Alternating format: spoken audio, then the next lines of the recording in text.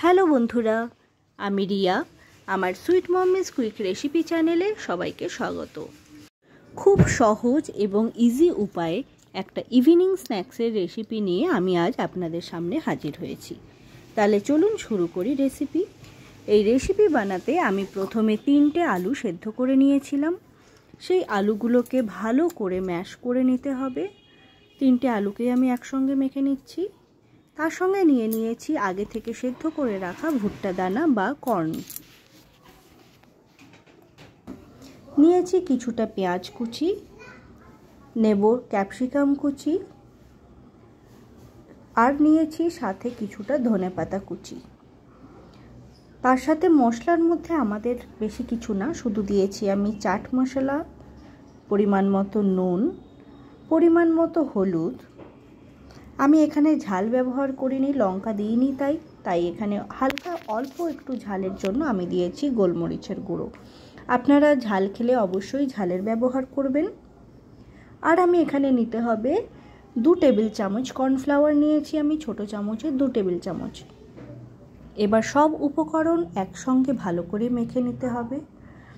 বেশ ভালো করে মিশিয়ে নিতে হবে যাতে কোনো লাম্পস বা গুটলি না থেকে থাকে।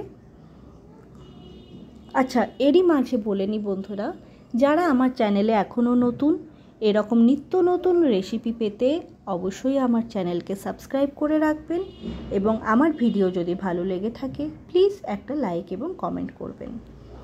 এবার আমি যেটা নিয়েছি সেটা হচ্ছে বিস্কুটের গুঁড়ো বা ব্রেড ক্রাম্ব।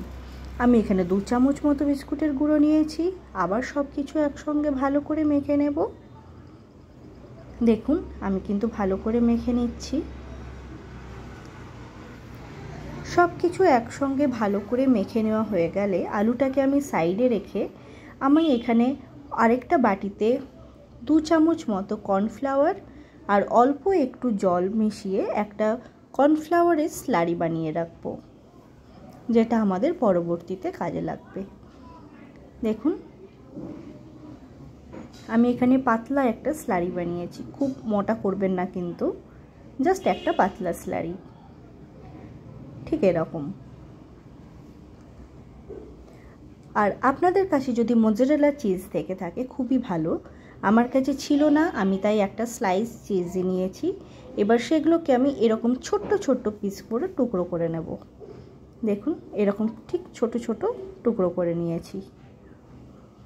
এবার আলুর যেটা নিয়েছি আলু মাখা, তার থেকে অল্প পরিমাণ নিয়ে বলের আকারে একটু নিয়ে নিতে হবে। এবার তার মধ্যে বাটির মতো করে যে চিজগুলো কেটে রেখেছি সেই চিজগুলো তার মধ্যে দিয়ে দিন। চিজের কয়েকটা টুকরো আমি তার মধ্যে দিয়ে আলু দিয়ে ভালো করে বন্ধ করে নিলাম।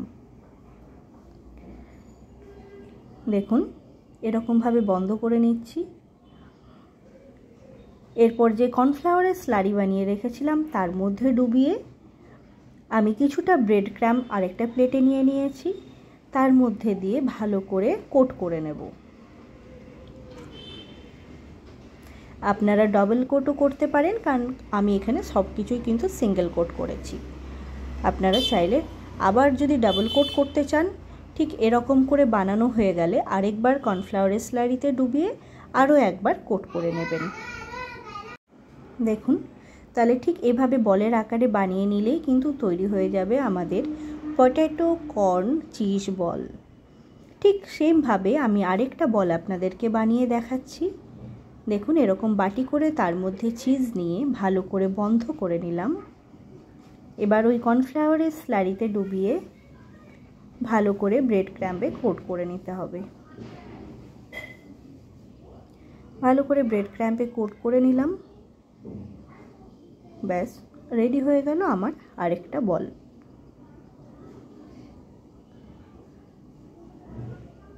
এভাবে আমি কিন্তু সমস্ত বলগুলোই বানিয়ে নিচ্ছি। এই দেখুন, সব বলগুলো আমি বানিয়ে নিয়েছি। এবার কড়াইয়ে তেল চাপিয়ে প্রচণ্ড গরম হওয়ার পর কিন্তু দেবেন না, অল্প যখন গরম হয়ে আসবে তখনই কিন্তু এর মধ্যে পটেটো বলগুলো দিয়ে দেবেন। এক পিঠ হয়ে গেলে তারপরেই কিন্তু অপর পিঠটা উল্টাবেন। বারবার উল্টানোর কোনো প্রয়োজন নেই, তাহলে ভেঙে যেতে পারে। আস্তে আস্তে দুটো পিঠ লাল লাল করে ভালো করে ভেজে নিতে হবে। আর এই সময় আঁচ কিন্তু লো টু মিডিয়াম ফ্লেমে রাখবেন, খুব বেশি বাড়িয়ে দেবেন না, তাহলে ওপরটা লাল হয়ে যাবে, ভেতরটা কিন্তু কাঁচা থেকে যাবে। ব্যাস এভাবে ঠিক দুটো পিঠ ভেজে নিলেই কিন্তু তৈরি হয়ে গেল পটেটো চিজ বল। এবার এটাকে আপনারা আপনাদের পছন্দ মতো সস স্যালাডের সঙ্গে পরিবেশন করতে পারেন।